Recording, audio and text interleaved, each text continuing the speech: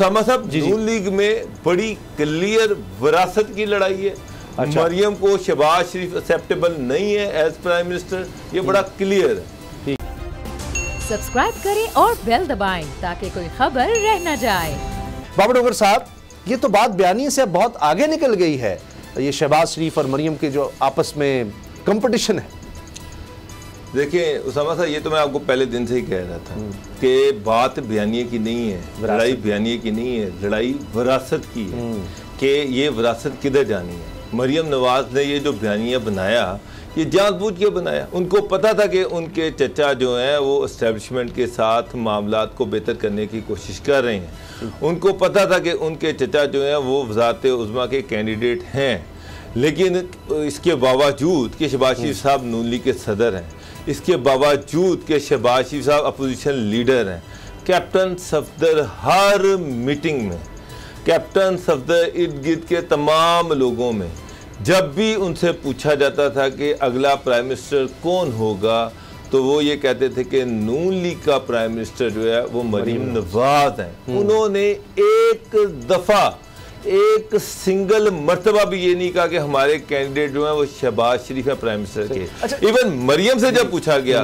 कि जनाब आपके कैंडिडेट कौन होंगे प्राइम मिनिस्टर, क्योंकि जब वक्त आएगा तो फिर देखेंगे, उन्होंने भी ये नहीं कहा कि शहबाज शरीफ हमारे कैंडिडेट हैं। तो एक चीज़ तो क्लियर है कि मरियम नवाज को शहबाज शरीफ एज प्राइम मिनिस्टर एक्सेप्टेबल नहीं है। शहबाज शरीफ ने बेचारे ने बड़ी ट्राई की, बड़ी एफर्ट की, खुद उन्होंने, आपको पता टीवी प्रोग्राम में खुद ओपनली कह दिया कि मैं नवाज शरीफ को मनाने की कोशिश करूंगा। जी। नून लीग की बड़ी लीडरशिप जो थी, उन्होंने नवाज शरीफ से बात की कि जनाब शहबाज शरीफ को प्राइम मिनिस्टर का कैंडिडेट नॉमिनेट कर दिया जाए, लेकिन नहीं किया गया क्योंकि नवाज शरीफ जो है वो उनको पता है वो मरियम के बहुत ज़्यादा इन्फ्लुएंस में है, और उन्होंने पहले भी एक मरतबा उनको प्राइम मिनिस्टर का कैंडिडेट नॉमिनेट करने के बाद उनका नाम वापस ले लिया और शाहिद खान अब्बासी को प्राइम मिनिस्टर बना दिया था। अब तो ये जो वीडियो टेप्स आ रही हैं, ऑडियो टेप्स आ रही हैं, बयान हल्फी आ रहे हैं, मकसद क्या है? मकसद ये है कि मरियम ये चाह रही है कि एस्टेब्लिशमेंट के साथ जो शहबाज शरीफ डील कर रहे हैं वो उनको मंजूर नहीं है। जिसने बात करनी है वो मरियम से करे, और बात इस शर्त पे होगी कि मरियम की डिसक्वालिफिकेशन पहले ख़त्म की जाए, उसके बाद आगे बात की जाए। अच्छा। तो उसामा साहब, नून लीग में बड़ी क्लियर विरासत की लड़ाई है। अच्छा। मरियम को शहबाज शरीफ एक्सेप्टेबल नहीं है एज प्राइम मिनिस्टर, ये बड़ा क्लियर है। ठीक है। अच्छा, आप दोनों ने खबर दी थी जब सरदार याद सादिक साहब के जाने की खबर आई थी, तो आपने कहा था कि जो खबरें वैसे मीडिया में चल रही थी उसके बरक्स ये अपने आप को मजबूत करने की बात है कि जनाब शहबाज शरीफ को आगे होने दिया जाए। तो लगता है कि वो आप दोनों की खबर, गुलाम साहब और बाबर साहब, आपकी खबर दुरुस्त साबित हुई, क्योंकि अब ये खबर आ रही है कि जी वो उनकी जो लंदन रवानगी थी, या मिशन कहना चाहिए बल्कि बेहतर लफ्ज़ है, वो नाकाम हो गया है और नवाज शरीफ साहब माने नहीं है। लेकिन दूसरी तरफ गुलाम साहब ये खबरें आ रही है कि शहबाज शरीफ साहब ने कहा है कि कोई चक्कर नहीं, कोई ना उस तब्दीली, इस्तीफे छोड़ दो, हुकूमत की कारकर्दगी को निशाना बनाओ, लेकिन जब सारे मुत्तफिक होंगे तब देखा जाएगा। और नवाज शरीफ साहब को भी इत्मीनान में ले लिया गया है कि कोई हुकूमत के खिलाफ कुछ नहीं करना। अब जब याद सादिक साहब लंदन गए थे तो उनके पास यही ऑप्शंस थे कि या तो हम एज इट इज़ हुकूमत को चलने दें और मियाँ शहबाज शरीफ जो हैं वो पॉलिटिक्स करें।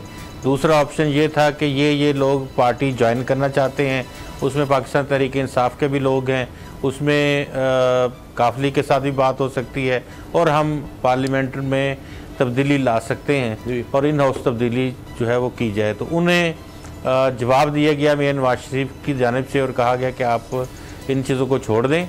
ये जिस तरह से चल रही है मेरे ख्याल में ये हुकूमत, उनका ये कहना था कि ऐसे ही इसको चलने दिया जाए। तो वाज़े तौर पे आपको चीज़ें नज़र आनी शुरू हो गई हैं कि मियाँ शहबाज शरीफ उनका बयानिया अब आगे बढ़ेगा और आगे बढ़ रहा है।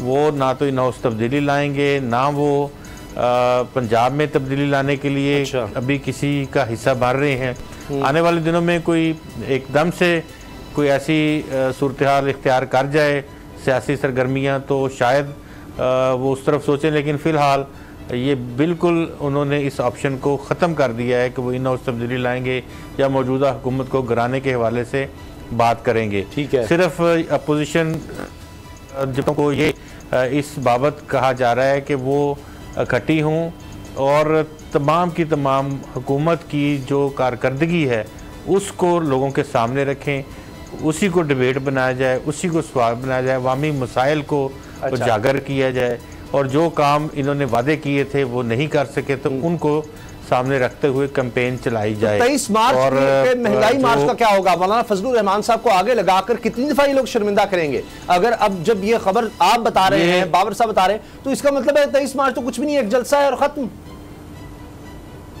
23 मार्च को उस वक्त तक बहुत सारी चीज़ें, देखिए मार्च में कुछ तैनातियाँ भी होनी हैं, कुछ तरक्कियाँ होनी हैं। मार्च तक 23 मार्च तक बहुत सारी चीज़ें क्लियर हो जाएंगी। अच्छा। और उसी वजह से पॉलिटिकल पार्टीज़ भी इन चीज़ों को मद्देनज़र रखती हैं कि तमाम की तमाम पॉलिटिकल मूवमेंट्स कैसे हो रही हैं, किस तनाज़र में हो रही हैं, और आने वाले दिनों में उसके क्या असरात मुरतब हो सकते हैं। और कुछ फैसले भी होने वाले हैं, वो भी इलेक्शन कमीशन ऑफ पाकिस्तान में भी होंगे और सुप्रीम कोर्ट ऑफ पाकिस्तान में भी होंगे। तो ये सारी चीज़ें अगर आप मिला लें तो इसमें जो वापस पीछे बचने वाली चीज़ है वो ना तो मरीम नवाज शरीफ है, ना मियाँ नवाज शरीफ हैं। उसमें पीछे पॉलिटिक्स जिसकी बच रही है वो मियाँ शहबाज शरीफ हैं और हमजा शहबाज हैं, और नून लीग की जो कंस्ट्रक्टिव पॉलिटिक्स है जिसमें सूबा पंजाब को आगे लेके जाना, मुल्क में जो सनत है, मुल्क में तरक्की है, उसके हवाले से काम करना। तो इस तरह की सूरत हाल है कि वो उनको पंजाब में रोल मिले या वफाक में मिले, वो अपने दीगर जो गुज़िश्ता काम किए हुए हैं उनको आगे फॉलो अप करेंगे। अच्छा गुलाम साहब, जो आप बात कर रहे हैं इसको इस तरह से भी तक़वीत मिलती है कि शाहिद खाकान नवासी साहब, उनका कहना कि नवाज शरीफ नहीं, शहबाज शरीफ जो है अब अगले वज़ीर-ए-आज़म के उम्मीदवार होंगे नून लीग की तरफ से, ये बहुत बड़ी एक तब्दीली है। लेकिन बाबर डोगर साहब, हैरानकुन तौर पर यह तो दिया जा रहा है ज़ुबैर साहब की तरफ से, अगर मरीम साहबा का वो समझते हैं जी कमज़ोर है, तो क्या नवाज शरीफ का वो समझते हैं कि मजबूत केस है, वो नहीं, उनकी नाअहली दोबारा वापस नहीं हो सकती, मरीम की हो सकती है? देखें, नवाज शरीफ की जो नाअहली है वो सुप्रीम कोर्ट से वो नाअहल हुए थे और वो फाइनलिटी अख्तियार कर चुकी है। अगर आप वकील हैं, आप समझते हैं कि फाइनलिटी का मतलब ये है कि उसके खिलाफ वो अपील नहीं हो सकती। उसका एक ही तरीका है उसको ख़त्म करने का कि ये जो कानून में, आइन में ये अमेंडमेंट की जाए कि ये जो सज़ा होती है इसकी क्या कोई मुद्दत हो सकती है या ताउमर होगी, ताउमर की भी कोई हद हो सकती है या नहीं हो सकती। तो हो सकता है कि उसकी 65 साल कर दें, उसकी 70 साल कर दें, 72 साल कर दें, 5 साल कर दें, लेकिन इसके लिए कानून में अमेंडमेंट होना ज़रूरी है। तो ये गवर्नमेंट तो अमेंडमेंट नहीं करेगी। तो लिहाजा नवाज शरीफ साहब जो है उनकी क्वालिफिकेशन जो है वो बड़ा पेचीदा कानूनी आइनी मसला है। उसके लिए जो इशू है वो पार्लियामेंट में जाएगा, सुप्रीम कोर्ट के बस में कुछ नहीं है इसमें। अच्छा। अब मरियम नवाज का जो केस है उसमें वो उनको ये लग रहा है कि मेरे केस में तो कुछ भी नहीं है, मैंने तो कोई ऑफिस बेरर रही नहीं और मेरे पे जो इल्ज़ाम आते हैं वो सारे गलत हैं। तो वो ये है कि उनको ये उम्मीद है कि मेरी जो केस है वो ड्रॉप हो सकता है, ख़त्म हो सकता है अगर कुछ पीछे से हाथ जो है वो पीछे हट जाए। आपको भी लगता है कि प्रैक्टिकल जो सियासत है वो शहबाज शरीफ की तरफ टिल्ट कर रही है नून लीग के हवाले से, डिसीजन मेकिंग अब उनकी तरफ आ रही है या नहीं, अभी भी नवाज शरीफ का कंट्रोल है?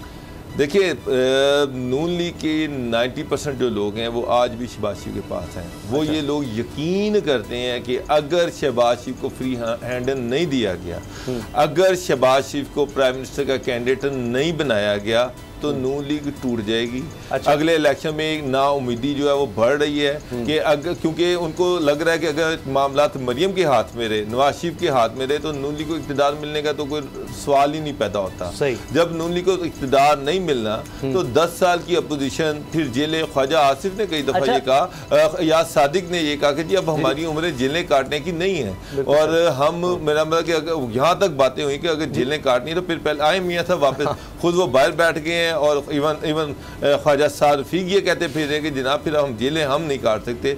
तो नून लीग के अंदर ये चीज़ें बढ़ रही हैं, रिजेंटमेंट बढ़ रही कि मियाँ साहब शहबाज शरीफ को फ्री हैंड दें। आपने बाबर साहब बड़े ज़बरदस्त तरीके से कानूनी नुक्ता समझा दिया, लेकिन इफ्तिखार चौधरी के दौर में ये भी हुआ था, कानून में ये मौजूद था और है कि एक केस जो है वो एक ख़ास मुद्दत के बाद दोबारा ओपन नहीं हो सकता। वो केस हो गया था गालिबन हुदैबिया का था, नहीं हुदैबिया के तो एक और हवाले से हुआ था कि जनाब वो खत्म हो गया टाइम। वो मैं अर्ज करूंगा इफ्तिखार चौधरी साहब ने दोबारा उनको ओपन करके और इनको बरी कर दिया था। जी गुलाम तो साहब, ये आप कंडोनेशन की बात कर रहे हैं, बुनियादी तौर पे वहाँ सवाल ये हुआ था कि हम लोग यहाँ पे मौजूद नहीं थे और उसके लिए अपील के लिए मुल्ज़म का हाज़िर होना ज़रूरी था, तो हम पाकिस्तान नहीं आ सकते थे, हमें एक्सपेल किया गया था और इसलिए हमें कंडोनेशन दी जाए। तो उसको बुनियाद बना के इफ्तिखार चौधरी साहब की अदालत में मियां नवाज शरीफ को कंडोनेशन जो है वो मिल गई थी और इसलिए उनको वो पीरियड जो था वो कंडोन किया और उसके बाद उनकी अपील भी समाअत के लिए मंजूर होगी, जिसमें उन पे जो कन्विक्शन थी वो ख़त्म की गई। ये 13 साजिश केस और अब ऐसा मुमकिन नहीं है, ये चीज़ें थी। अब वो अपनी मर्जी से गए हुए हैं। नहीं, अब ये कंडोनेशन देखें, पता क्या है, कंडोनेशन की तो बात जो है, अगर ये साबित कर दिया जाए कि वो नागज़ीर वजूहात की बुना पे उसका रिव्यू फाइल नहीं कर सकते थे, लेकिन अब जो होने जाएगा या होगा वो आप सुप्रीम कोर्ट बार एसोसिएशन की जानिब से आपको पता है कि नए मुंतखब सदर जो हैं सुप्रीम कोर्ट बार एसोसिएशन के, उनकी जानिब से कहा गया था कि नाअहली जो है उसकी कोई टाइम फ्रेम होना चाहिए, वो उम्र ताहयात नाअहली जो है वो नहीं होनी चाहिए। तो वो एक पिटीशन तैयार की जा रही है, हसन बोन साहब और दीगर आजम तार साहब और मुख्तलिफ और वकला का पैनल है जो वो पिटीशन तैयार कर रहे हैं। अच्छा, और वो पिटीशन फाइल हो जाएगी सुप्रीम कोर्ट ऑफ पाकिस्तान क्या होता है बुनियाद सामने। अब आपका भी ख्याल है गुलाम नाम सामने रखा जा रहा है, ठीक है, जहांगीर तरीन साहब का नाम रखा जा रहा है सामने। अच्छा। लेकिन जाहिर है कि फायदा जहांगीर तरीन समेत मियां नवाज शरीफ साहब को भी हो सकता है। बिल्कुल सही। सब्सक्राइब करें और बेल दबाएं ताकि कोई खबर रह न जाए।